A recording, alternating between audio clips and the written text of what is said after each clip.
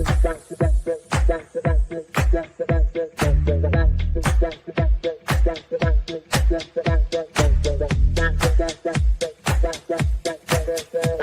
Connections Radio presents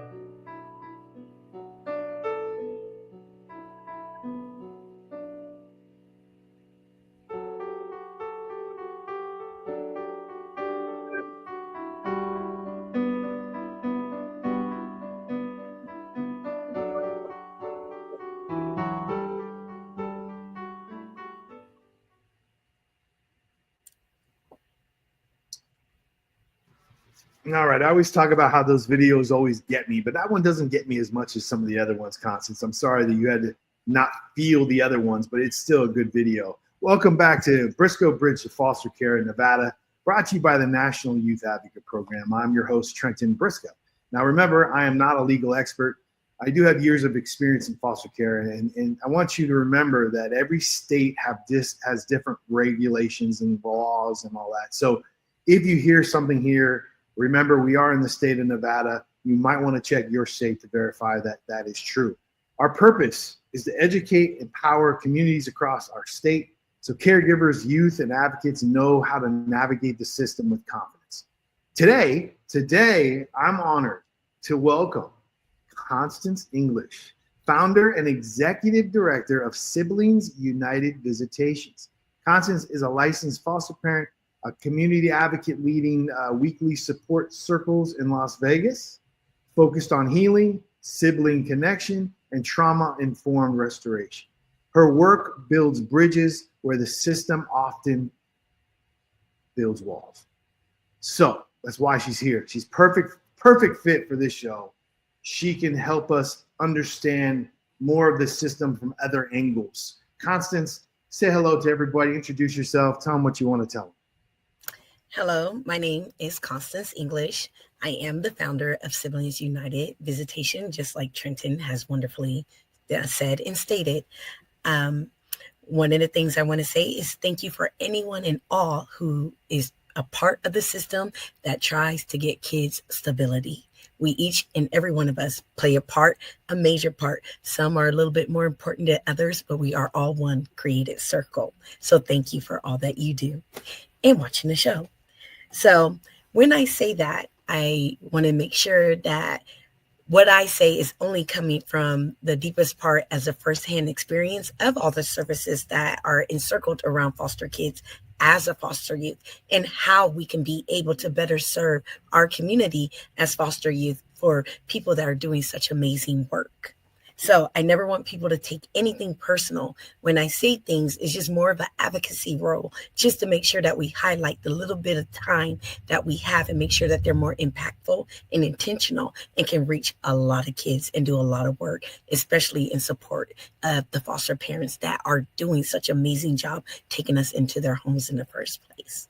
So let me ask you, Constance. Now, at one point, you were a foster in the foster system, correct? Yes, I was for 6 years. Yes. 6 years. I got in at 12. You lived in the system, so you come from the system. So you have a voice from the system. You're not just a person. And yes. let me ask you, one of the things that you focus on is the Siblings United Visitations. That's your organization. Yes. So you care a lot about keeping the siblings together, correct? Yes, very much so. Now, is that because you were a sibling group of your own, or is it something you saw as a child of other sibling groups? No, I am a sibling group of my own that's very disconnected from siblings that I was separated from due to the system of last names. We didn't have the same last name, so they separated groups by last name at that time of what they consider full blood, half blood. And I think people forget that when you're kids and you're born and you're raised in a home, all of them are just your siblings. You don't know if someone's your half blood, half not. That's just your sibling. So the system, it legally, from a legal perspective, it makes sense, but personally, it does not. It just creates a lot of void, and we become sisters and parents. We become siblings to the kids that are in the foster home with us, but we don't become siblings to the people that are actually, even if it's our half blood, and we become very disconnected. And the system believes in wholeheartedly that we can be able to pick that match up and that torch up when we turn 18, when that's not rightfully so. We end up being strangers that meet each other that don't know how to make a connection, and then we never really see each other anymore. The reason why it hurts us so much is your sibling is the only one that went through the trenches with you. Your sibling is the only one that will understand what you went through and through that bond, and that's the only familial connection you have, especially if you're not reunifying with your parents or your familia. So your strongest bond would be with your sibling. So to treat them as so is very damaging to our culture. It's very damaging to the way that we end up aging out, because now we feel alone when we still are now all separately alone, but we could have been one if we were able to heal and go through that journey together. You know, I have to tell you, one of the things that I, as a foster care agency on my end, I pushed my parents to work with sibling groups. I want them to keep siblings together. And I think that's because I lived it as far as a foster home myself. When I had all the kids coming through my home, I think I was blessed to have about 5 different sibling groups.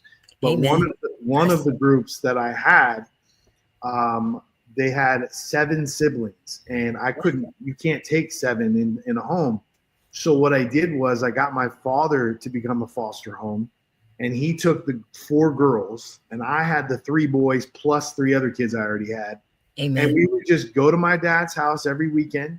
We had pool parties every weekend. We made sure the family was together, and it really made a big difference in how they all acted when they had each other. And their parents appreciated us actually as well, especially because we're Italian, and these parents loved that we were Italian, so that helped too. I mean, I can't name their names, but their kids were all named Italian names. So anyway. So I'm a big firm believer on siblings and keeping them together. Constance, last week, our last episode that we had, the gentleman told us that he was in foster care from age 4 all the way to age 9, and during the age when he was 9, the home that he went to, and he loved them. He's with them the rest of his life from age 9. They had to break up his sibling group, and he had to choose which sibling he wanted to keep with him. So hurtful. So hurtful. And although he became amazing man today, but gosh, he was the oldest, so he was always taking care of his siblings. I'm the oldest. Choose to leave your sibling, and like you said, and he said they don't even know each other. You know, it's unfortunate. So I really hope that anybody listening, Constance is on here to promote sibling. I agree with it. It's such an amazing thing. And on top of that, if you get a sibling group, they all kind of fall in because they have each other and they become more your family. If they don't have each other, they're missing something. They're never really truly able to become a part of you. And then when you bring their sibling in, like I did that one time. I had a kid for a while. He didn't buy in. All of a sudden, I found out he had a sibling that I could get. I took him. And all of a sudden, my kid fell in, man. He listened. He did everything. He had to lead by example because now his sibling is there. Changed the game. So I just want to commend you for putting focus on that part of it, you know, because I know how big that is, and I appreciate you for that. So tell me more about your sibling group. Tell me what we do on this show. Okay, we'll promote your group at the end of the show, really. But what we really do on this show is we want the listeners and the viewers, we want them to see what a kid from foster care went through with the good and the bad. And when they get the good, I want the parents to feel it. I want them to go, gosh, I want to make a child feel that way. Yes. And then they call me because they want to foster, because they just watched Constance talk about it. That's my goal. And we're definitely going to promote what you do, but I want to focus on that right now. I want to focus on that part of it. I want to get in here. Okay. I want to feel you. No more hoopla. Okay. So, Tell me. I'll just start just a little backstory with the siblings aspect. Um, I would say generational trauma always goes hand in hand. You know, my grandmother was the first born of my grandmother and my great grandmother. And when she married, she already had her. And my grandmother was an alcoholic who gave her kids up, which was my mother. And her sisters, they adopted them and they were pretty well off. And then my mom didn't know my grandpa's side of the family because they weren't well off. So the summer when my mom was like, I think she was 14 when she was in El Centro, she met my grandpa's side. And at that time, he had the watermelon fields. And when she met my grandpa, she was a little boy crazy. And so the people that he used to bring with the watermelons, she fell in love with my dad.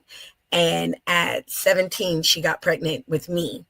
And when she got pregnant with me, even though she didn't know my grandpa, my aunts them made her go and stay with him. And he stayed in the hood. So she went from this nice, cushy life. That's why everyone's always to make fun of me. Why you talk the way you talk? Because my mom talked like this, but she raised me with my grandpa in the hood talking like this. So everyone, I never really fit in. They always made fun of me because they didn't understand why I talk like this. But my mom talked like this. So it was a very cultural shock. And because of that, she ended up getting on drugs because she was removed from her family. And she always used to brag about that family, but I never met that family until we got in foster care.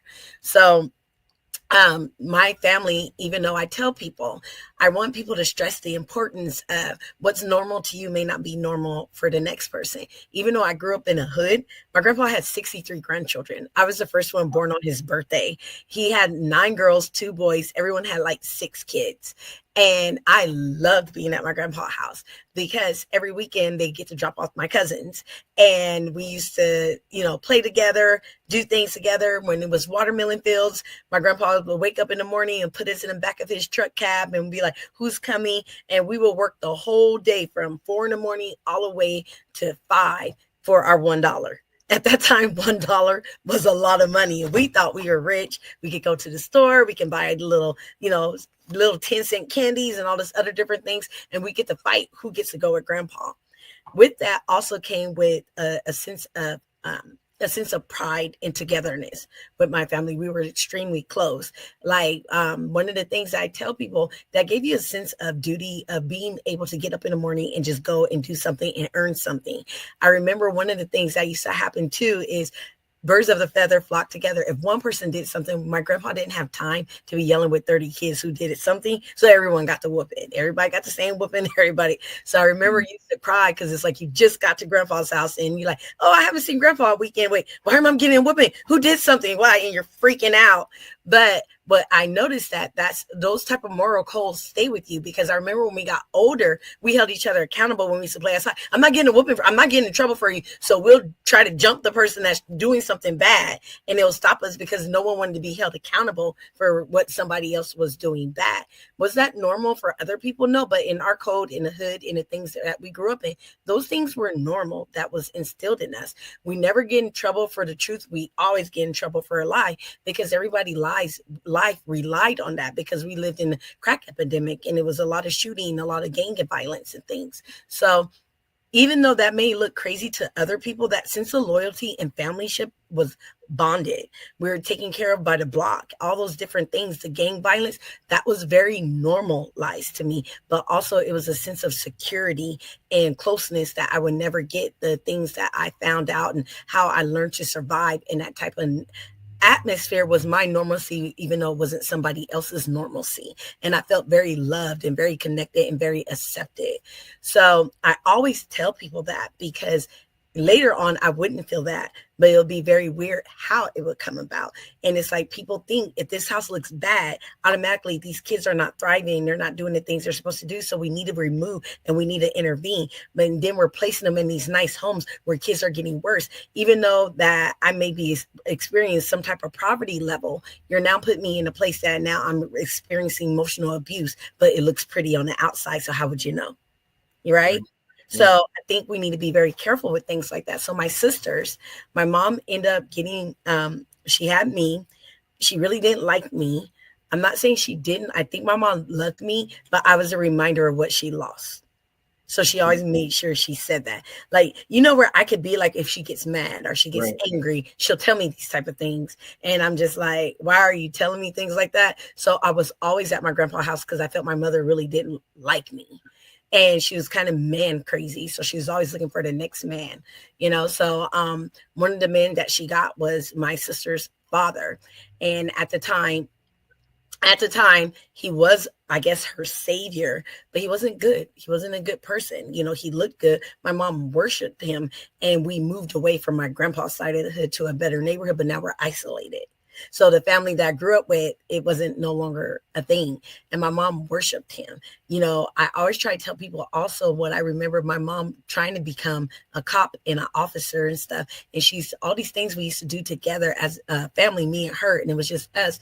I used to sit on her back while she does push-ups, used to test her on her test. She had like this big heart for the community. All that kind of went away when this guy came around. So it hurts me to know that I knew my mom in all her stages, the ambitious person. Now she's a drug addict with this guy, and now he's molesting me. He's doing things. My mom is not listening. You know, when I try to tell her, she'll beat me because he'll blame me for stuff because she thought I was trying to make her man go away. And I want to go to my grandpa's house. You're not going over there. You're not going to be telling our business. You're not going to be doing all these things. So I'm isolated, and these things are happening, and I'm being hurt by these things that are happening. So then when she had her first kid with him, it was my sister.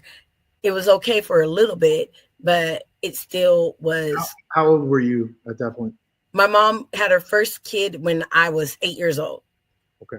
So I was 8 years old when my mom, so the first 7 years of my life, it was good. It was me, my mom, my grandpa's and them. I had a good life. To me, I had a good life, even though it was riddled with gang violence, watching people get shot, killed, stuff like that. That was my normal. All you know. It's all you know. So that's all I know. So I thought I had a good life. I thought I had it good. So now it's isolation, fear, don't know what to do, don't have anyone to call, getting beat all the time, you know, and my mom worshiping her kids with this guy.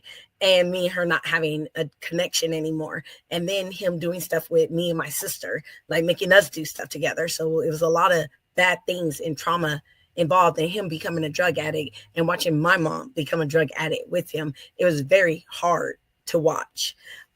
You know, me having to learn to survive, learning how to steal. A girl down the street taught me how to steal groceries from Lucky's. I don't know if you guys remember the grocery store Lucky's. I used to go grocery shopping and save trash, like bags that people had. And then I'll go to the back corner and fill the bags up and then walk out with the basket. So I didn't really know my dad at the time. I didn't meet my dad until I was 11 years old. So that's later on. But me and this guy just had a very contentious relationship because of the things. My mom, our house was a crack house. We lost everything. Guys coming in and whatnot, and I couldn't get to my family. You got to remember, I grew up in a gang family. My uncle created the gang because our street was so riddled with violence, and we had like the main street, like Martin Luther King. It was called Lakeview at the time, and that's where all the liquor stores and everything, and that's where the drug and the trafficking. We were one street over it. So when we were having all these shootings, I was in Bakersfield. So my uncle created Clifton Mob Crip. That's the street that we lived on. It was to protect us. So nobody could come on that street that didn't live on that street. But then he used to have back to school drives. He used to have Christmas. He used to for the whole block. And it was crazy because each house would take different leadership on cooking for us and taking care of the kids, making sure they're watching the kids outside. When that gang was created, it was like we were protected where we were able to go outside and play again and no one can get on the block. So I told people it was very weird when I start growing up and I hear people talk on gangs and they're like, oh, I'm from this. And I'm like, did you grow up on that street? I'm like, why would you bang a street that you didn't grow up on? You know, so it's like my version of gang life was very different than other people's version because I thought that gang was to protect the street, the block. That's why you would have that. You wouldn't, What age did you turn that you went into foster care? So I was 12 when we went in. I met my dad at 11. I went into foster care at 12. So we went to basically all those things happened. Our house became a crack house. And my mom was trafficking guys in and out. They were so in their room that guys were trying to molest my sister and stuff. But since I was being used to molestation, I would sleep outside the room and things would happen to me. So nobody would get in the room with my sisters.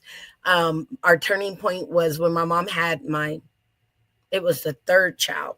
The third child she had was born, but she had a strawberry on her face, so it looked like she was abused. My mom was breastfeeding her, and she ended up having convulsions. And my mom was out at that time, and she was foaming at the mouth. So I had to call the 911. I had to go to a neighbor house, and then that's when the further abuse went with my mom, because she thought it was my fault that the baby got taken away. So that's when I ran away and went to my grandpa's house. And then that's how I met my bio father, because he came and got me. And me and him had a very contentious relationship, because the whole time he lived one street over, but he had his own kids. I'm the only kid outside of his marriage. He has 9 kids, and his wife was on crack too. So he was a single father. Wow. So anyways, so my mom finally came and got me like 6 months later. I didn't get along with my dad kids because I was mean to him, because he'll tell me this, and I'm like, I don't know you, and that's like, I was freaking out. And so his kids would beat me and jump me when he left. So I was happy when my mom came, and then we went to a homeless shelter for 30 days. After we went to the homeless shelter, she got us an apartment. And what saved me was a gangster of all people. He stopped me from getting molested. He came to the house and he was like, dude, I heard that there's a girl that you can touch. You can do all these things and she won't do nothing. She doesn't wake up. She doesn't this. Are you that girl? And I was just not trying to listen to him and stuff. And so he was telling me that he wants to help. He told me he wanted to help. If that's true, that if I go to school, he will take over watching my sisters and stuff, that this type of life for us, the only way you can get out is education. You got to educate yourself. You got to go to school. You got to take care. Like all of us, we're gone, but you're still young enough. You're in 6th grade. You have a chance. You need to go to school. And so I'm like, this guy's weird. Yeah, right.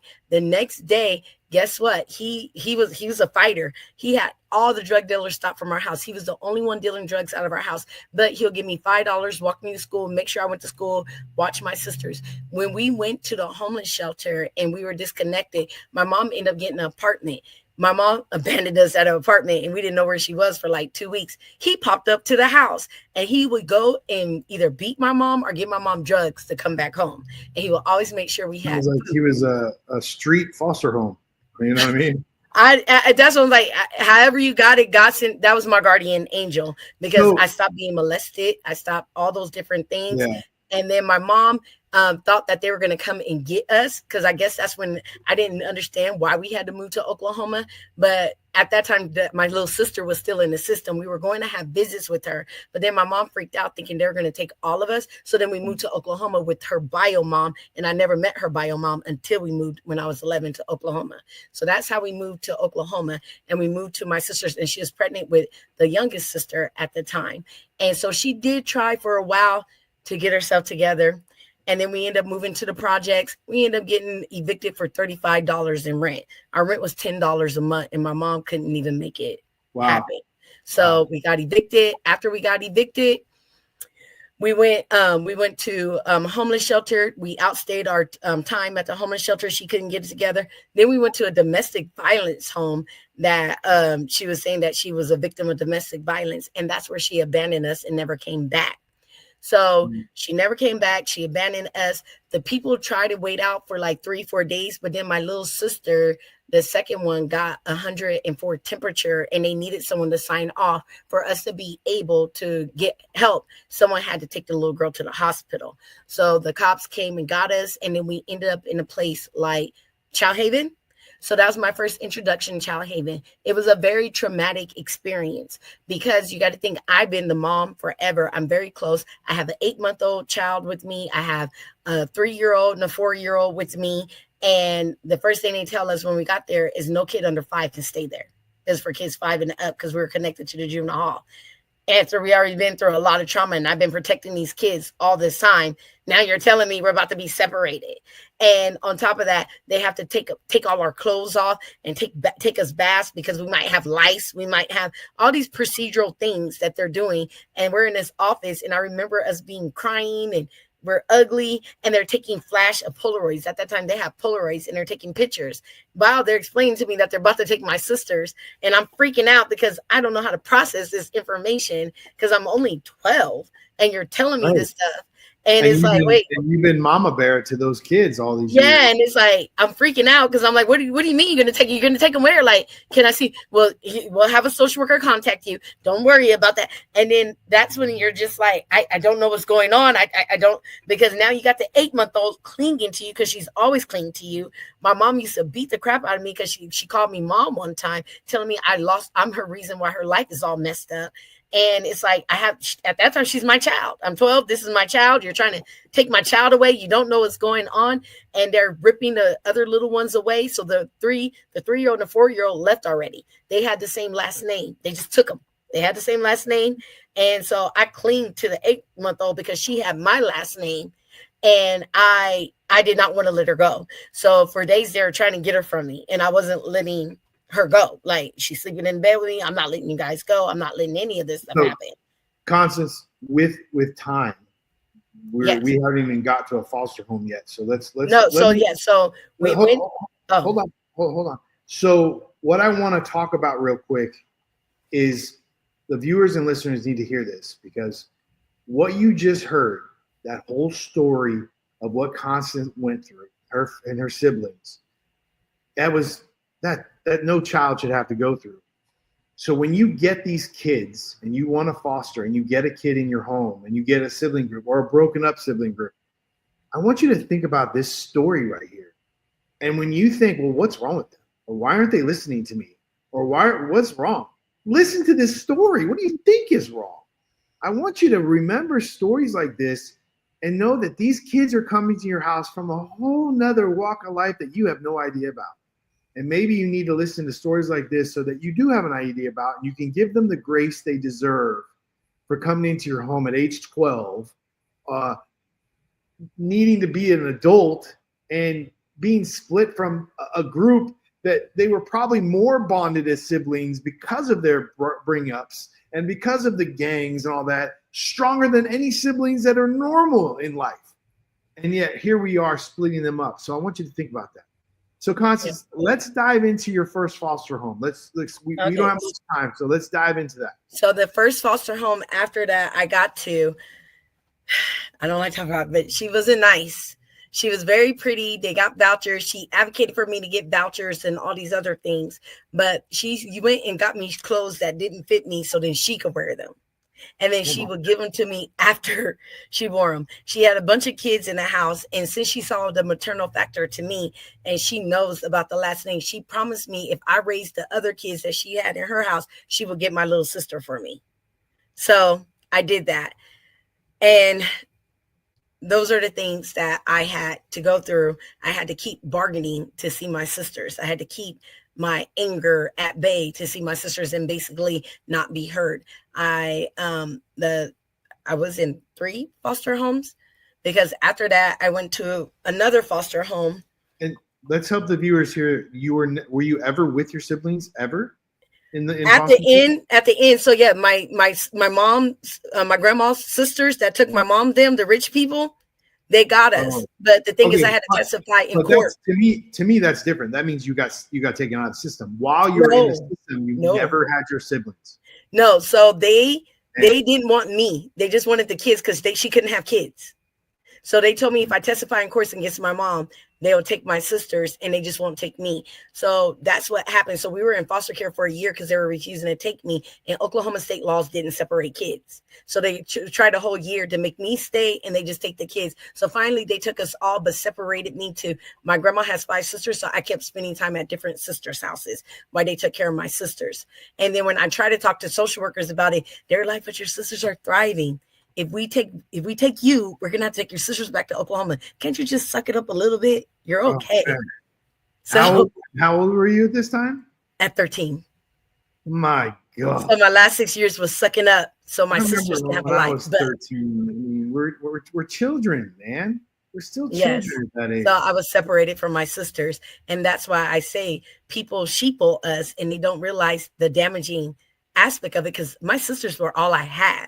But my sisters don't like me. They don't talk to me. They treat me like the way my aunties don't talk to me. And I'm by myself.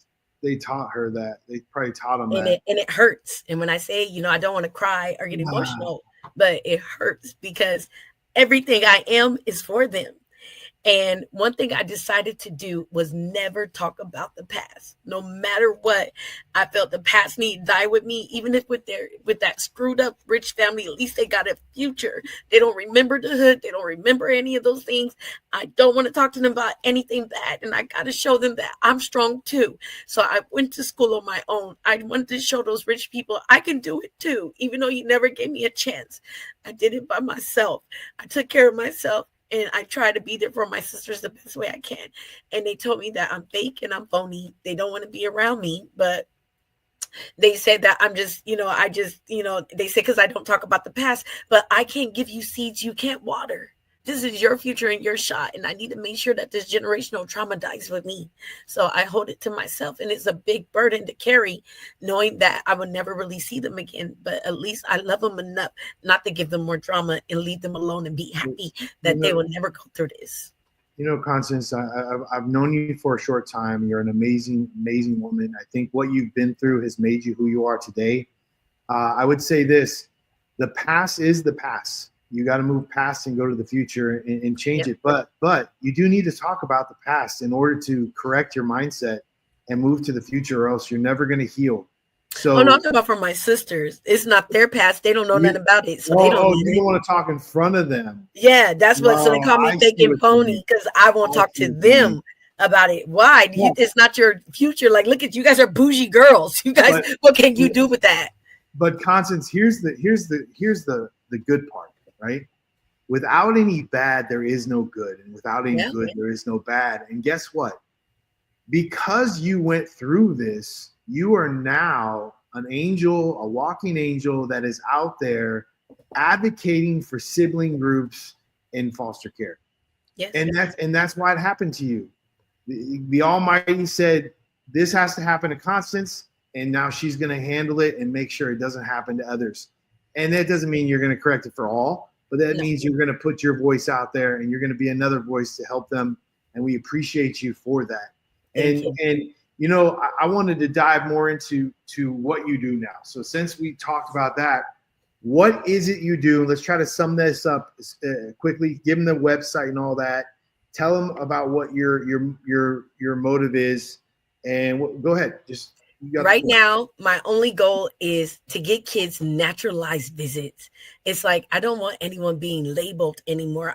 Can you please explain to the viewers what that means? Okay, so kids right now will have a foster care day, and then everyone wants to donate and do it just like the homeless shelter on Christmas Day. And everyone wants to highlight that this kid is a foster kid. They no longer have their own individual identity. I want kids to have more personalized visits, and we create that ability for them to get that. If people are donating 25 tickets, that's little things that we're asking right now. If you have a business or anything where kids could go karting or racing or anything, arcades, give us 25 tickets, whether it be a week, a month, or whatever it is. We're going to make sure that we provide for those kids to be able to have naturalized visits with their siblings that are not, because we get basically location trauma if you're doing it at the same place all the time in visitation. We want these kids to have natural experience and be happy with their siblings, even if it's going to a karate studio together, if it's going to a paint palace together. We just want to be able, and then my for-profit is Old English Transportation Services.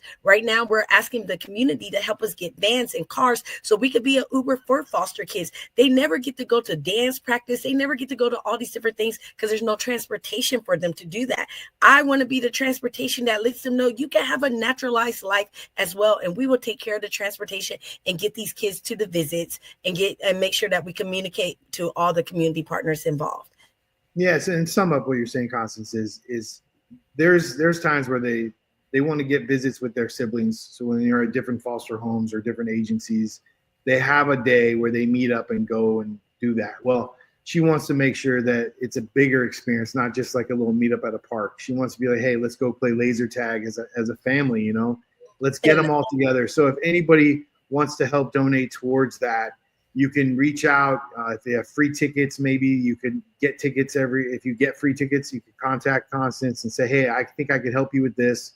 It doesn't take much. I know some of you out there, I know a lot of entertainment companies out there that have tickets that they give away last minute, but maybe you'll know ahead of time. I also know a lot of companies out here that have buses and vans, do a lot of transportation in Vegas. So I want you guys to reach out to Constance as well. say, hey, look, if we get one bus to work for us on a Sunday, that you guys don't have business on a Sunday, I'm sure Constance would love you to have your bus on a Sunday. She'll pick a date, and now, bam, we got you involved, and we'll make sure that she puts you out there big time. You're helping out these sibling groups stay together.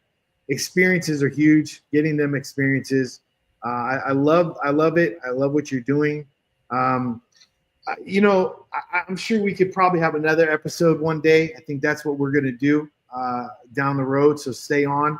But Constance, thank you for sharing your wisdom, your heroism. You're fighting for the healing in foster care. Thank you for the National Youth Advocate Program for making this this episode possible. If you're listening and you want to get involved or support a sibling reconnection program like this in the community, call me anytime. My number's right here. You also have access to Constance. Constance, what's your website? My website is in the process right now, and it's Siblings United Visitation. And one of our slogans is where the promise creates the journey. And what's your phone number, Constance? It's 725-256-4737. And my email iscenglish@Siblings United Visitations. Awesome. So if you don't want to reach out to Constance, you can always reach out to me. I'll get on. I call Constance. She's a part of my village, my Knights of the Round Table. Yes. So call me anytime. So this has been Reclaimed Roots on the Brisco Bridge to Foster Care in Nevada. I just want to say thank you for caring and thank you for listening. Constance, thank you for being here, and thank you so much. And we'll see you next time, guys. Thank you. Bye-bye. PR Connections Radio thanks you for watching this podcast. Check out more episodes of this show and our others at prconnectionsradio.com.